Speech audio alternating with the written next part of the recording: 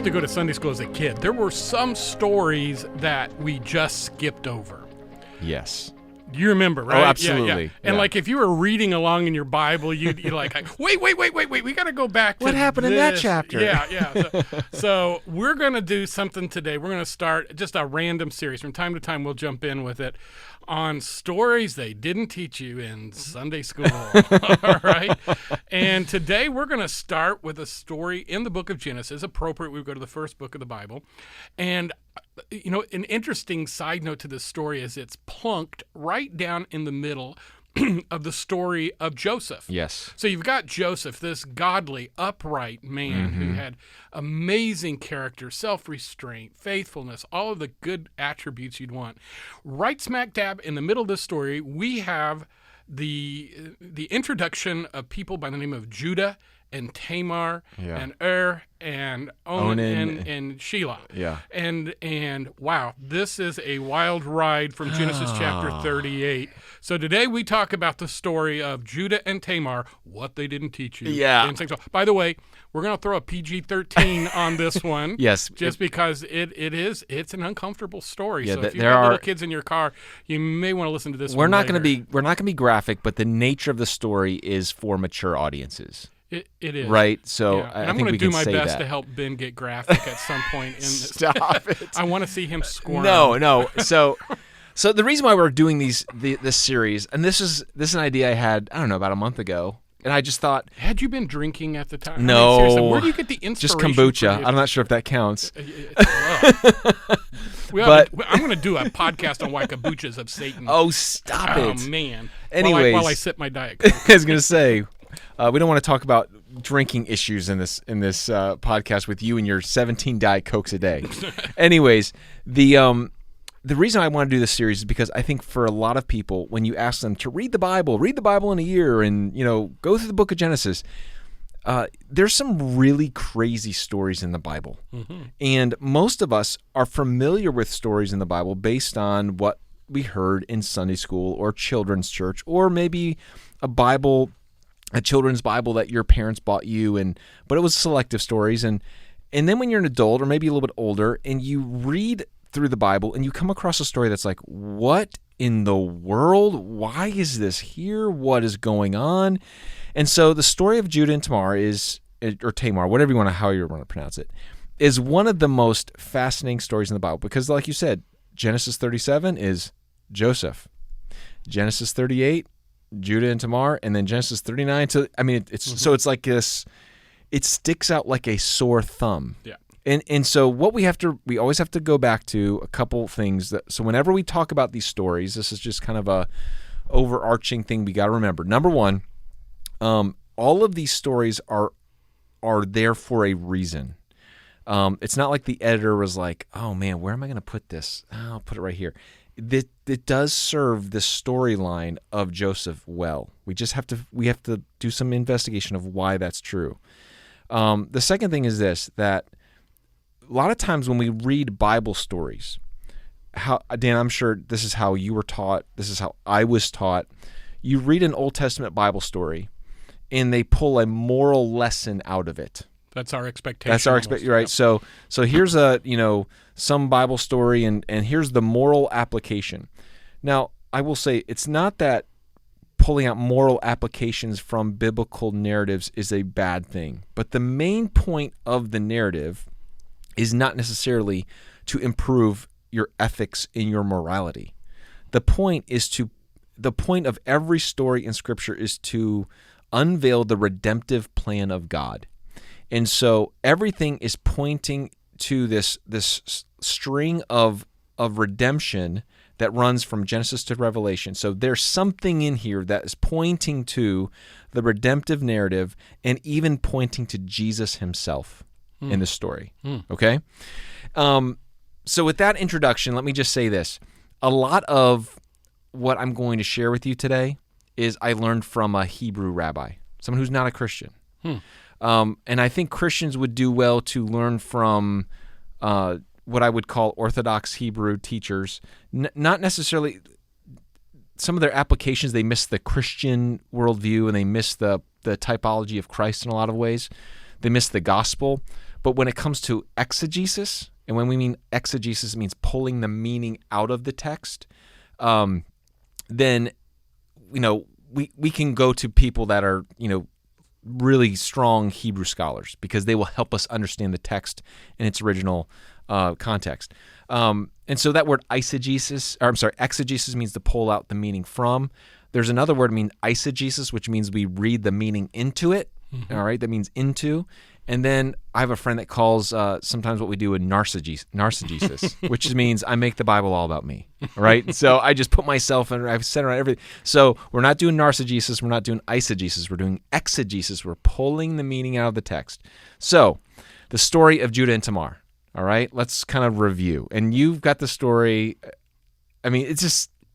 Yeah, I mean, I'm do you want to tell the story? I'm going to be talking a lot. Why don't you tell the story? Well, the story basically is this: you've got Judah, yeah, and he has 3 sons, yep, Onan, and Shelah, and it's time for the oldest one to get married. Now, yep. in this day, there's a Levirate law mm-hmm. that came from the tribe of Levi, mm-hmm. and there's the expectation that you want your bloodline to continue, yes. so that the Messiah would eventually be born. It's part of the Abrahamic covenant. Yes. And so it was a big deal to produce a son who would produce a son who would produce a son. Yes. And it was also a big deal that your firstborn would get married first. Yeah, and we have a son. don't understand the reality of the having a son from your loins kind of thing. Yeah. Like that was the ultimate thing you wanted out of your marriage, was to make sure that your wife produced a male heir for you. Yeah. And you'll notice that God supernaturally made sure that the record of the lineage from Adam to Jesus was recorded and intact. Yes, We can yes, trace it yes, all the way through. yes. And after that, it was, when the temple was destroyed, all the records were lost. And from that day forward, you can't trace. Yeah. But up until then, there is the biblical record Yes. of these generations. So what happened was the oldest son, got married and To Tamar. To Tamar, and God pronounced him evil. Yes. And killed him. We don't know what he did, but he's like, he's a bad dude. I'm taking him out. Yeah. And God has that prerogative, Yes, right? absolutely. Just took him out, slew him. So according to Levirate law, then Judah would have made sure that his second son, Onan. would have married. And in that he did. He married Tamar, or Tamar as I prefer. And it came time for them to do the conjugal act that would have produced a son. Right. Because even if though Onan slept with her, he would have produced an heir, Yes. and not himself. Right. Yes. Yeah, that was the way the law was written and prescribed.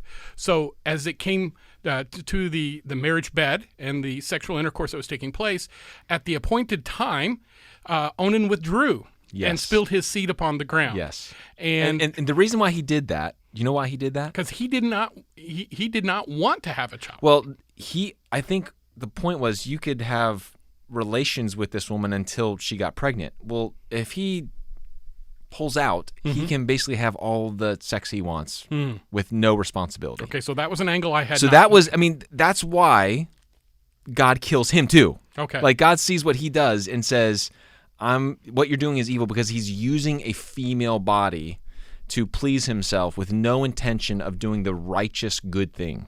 And I think it's important to note here that the Catholic Church and others who have interpreted the scripture have used this as a test verse against with the withdrawal method of birth control and of masturbation. Yeah. And so those actually are not why Onan got killed. Right. And we're not talking about that today, but that is a very real issue that people theologians bring into this story. And it's one of the reasons why it's considered to be such a difficult passage. Yeah. So after you've got dead, you've got Onan dead, and then you got Shelah, but Shelah's too young to marry. Yes. He's just a kid still. Yeah. And so what happens is, Tamar goes into waiting, and Judah goes on. And meanwhile, back at the ranch, Judah's wife ends up dying.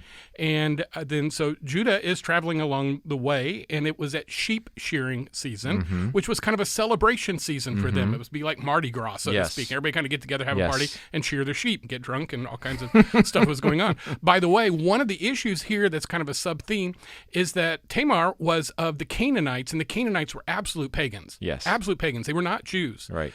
And so as a result of this, they followed the fertility practices, which were in intertwined with their religious practices as well. Yes. So prostitution, fornication, all these different things were kind of Normal. common and normalized there. So what we have is that she wants to go ahead and have a child with Judah. Now, there's a reason why she chooses Judah. Do you know why? Because Judah won't get. Years have passed. His youngest son is now old enough to be married off to her, Yeah. and Judah is now thinking. And we don't know why he did this, but the scholars will basically say he looks at this woman and says she's bad luck. I have 3 sons. I only got one left. I've only got one left, and if I give my last son to him, he's going to die too. Yeah. Like he's looking at her as a bad luck charm. Yes. That's kind of she's tainted, she's scarred, and so he does not do the honorable thing and marry his youngest son off. He is protecting his youngest son, but his wife dies, and so she decides to plot a plan to be impregnated Yes. by her father-in-law. Yes. Twice removed. And so she goes by the side of the road and dresses up like a prostitute, covers her face so she can't be recognized, but puts all the charms and garb of a prostitute on. And so he goes bebopping down the road, Yes. and she entices him, seduces him, and he sleeps with her. And in exchange as a payment, he offers to give her a kid goat. yes, And also leaves an identifier. He leaves his walking stick and also his ring. his ring And or his coat. or it's what basically was as an identifier because Yes. on that ring, or sometimes it was wore kind of like an amulet around your neck that would be put in wax, and it would identify like your signature or a fingerprint or something. So he leaves identifiers with her, and so I bet he does his thing. He goes shears the sheep and goes back home, and word gets out that this woman Tamar is pregnant, and he hits the roof. She's a mess. She's horrible. Well, first she's of a all, tramp. remember he promised her to send a goat. But So he he couldn't sends find the her. goat, and they can't find her. Yeah, They're can't like, find "There's her." never been a prostitute here," and he's like, "Well, I don't want to be the guy that's looking for a prostitute, to pay her." So he's up a creek, right? Like this woman, who has this prostitute that he thought he slept with, has his signet ring, has his coat, has his staff, and he's just kind of like, I guess I'll never see them again, right? So meanwhile, she gets pregnant. He finds out about it. He wants justice, have her burned. Yes. And all of a sudden she goes, well, the guy wants to burn me. I happen to have his identifiers, yeah. his rings, his walking stick, his cloak. And so in the end, he's confronted with the fact Yes. that he is the father. Yes. And she gives birth Yeah. to his illegitimate Yes. son. And he says in that moment when she shows him, I'm impregnated by this person, whose these are, he says this incredible thing: she is more righteous than I. Yes. Now, when you're reading the story, take off your Western glasses and put on the Eastern glasses, and we have to understand, why would Judah say that? And there's something this is a turning point in Judah's life. This is a turning point in Judah's life. Now, one of the things I've learned from Rabbi Foreman and from the Gospel Project or the Bible Project people is this idea that every story is hyperlinked in the Bible. Okay? So I'm going to paint some hyperlinks here, and then we're going to figure out why this story is in the Bible.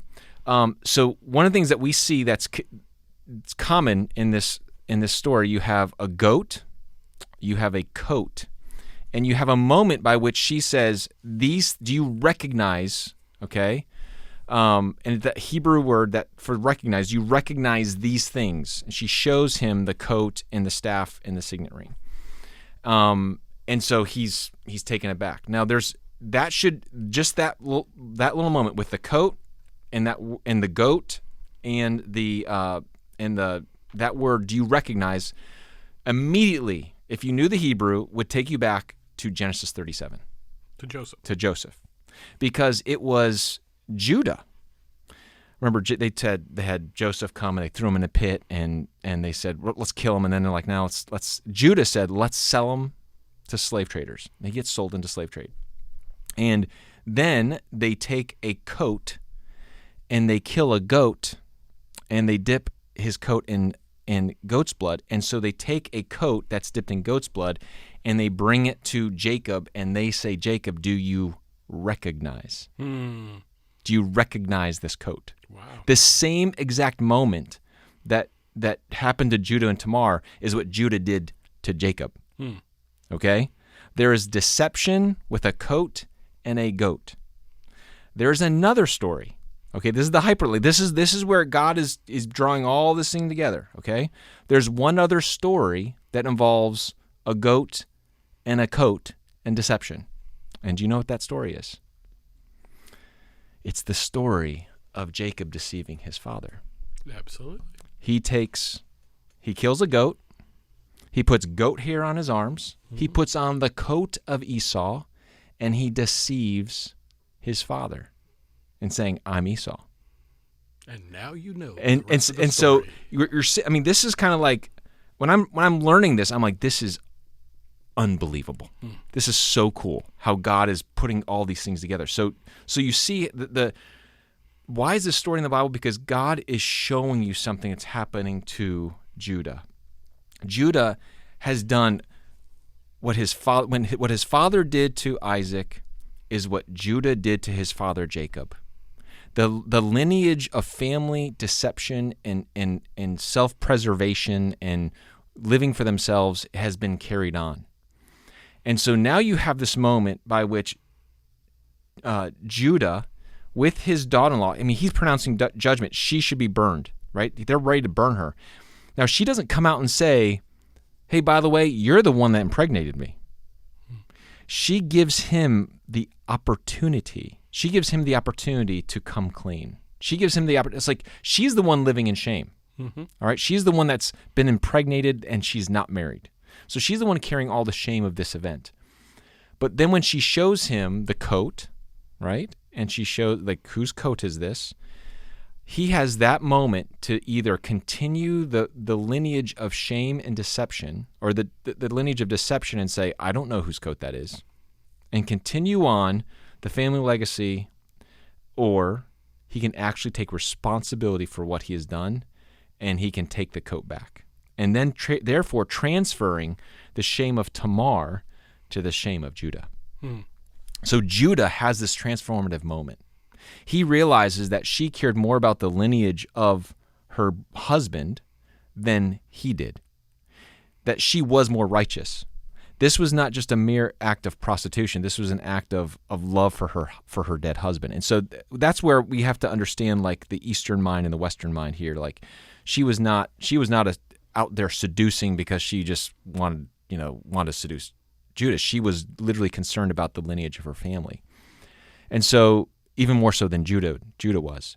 And so Judah has this transformative moment where he stops the family trajectory of deception, and he begins to make things right. In fact, I think the entire narrative of Genesis 37 to Genesis 50 is not just a story of Joseph, it's a story of Joseph and Judah.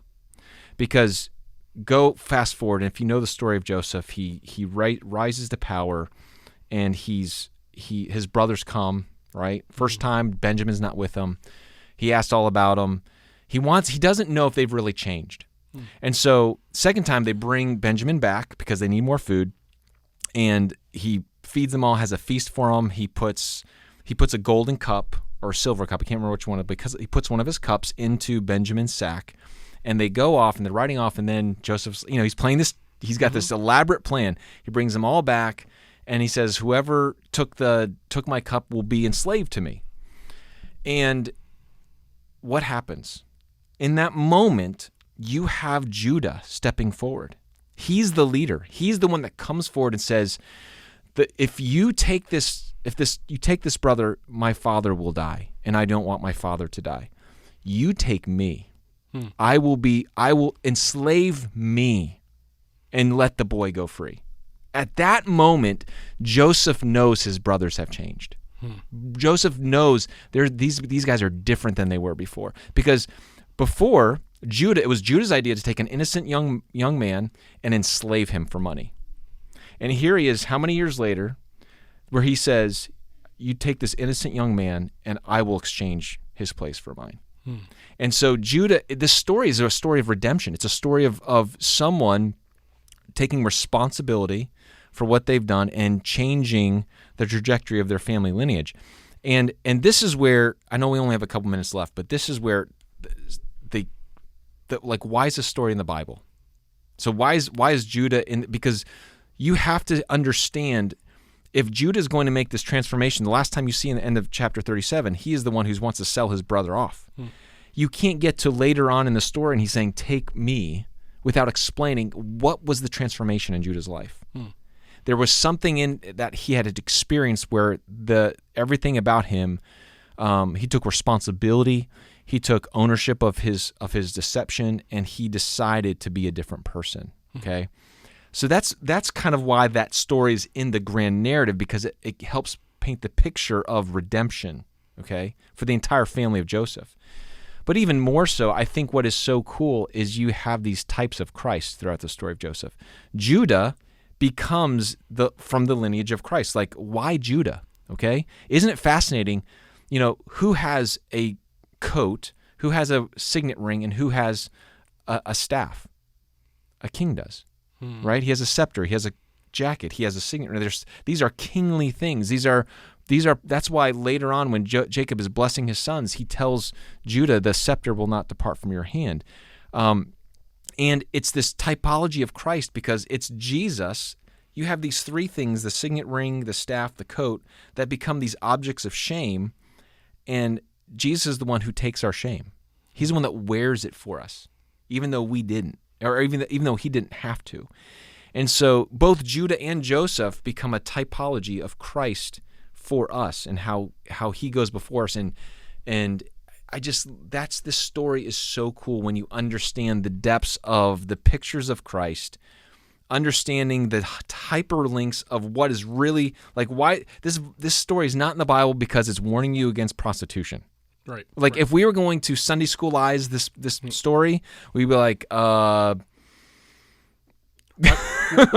out for women standing on the side of the street. Don't sleep with the prostitute. Yeah. And, we don't know how to moralize the story because the point is not to give necessarily a moral lesson. It's to paint a picture of transformation and how someone had to start taking responsibility for the line of, and this is true for all of us. All of us have inherited these sinful ways of our parents. Yep. And every one of us has the opportunity to break the chain of sin that we've inherited and to say, no, God can redeem this. Yep. God can change this opportunity, every opportunity I have to either continue on the progression of living in sin, or he can redeem this and change the trajectory and give me a new heritage. That's what God and that's what Jesus is all about. An amazing story. And to be perfectly frank, there are other lessons you haven't even touched on in this story. Oh, unbelievable. When you look at Tamar was one of 4 women in the lineage of Christ. All 4 of them had different issues. 3 of them were downright bad girls. Yeah. Should not have been there. Yeah. Every single one of the women in the lineage of Jesus should not be there. Yeah. So you got Tamar, Bathsheba, you've got Ruth and Rahab. Yeah. So you've got these 4 women and how God used that. I love the fact also that God didn't sanitize the Bible for our protection. Yes. He gave us the good, the bad, and the ugly. Mm-hmm. He gave us all the real humanity moments of man and said, and even that will not stop me from fulfilling my word, from keeping my promise, from reconciling me with my creation. That's right. And those stories are beautiful in that sense, even though they're ugly in the human sense. So I hope you'll go back and I hope you read this, study it, examine it further, pull out some more lessons as well. You never get to a point when you're studying the Word of God where you've learned it all. There's another lesson to be learned every day. Thank you so much for listening to us on Life Talks. We'll catch you next time.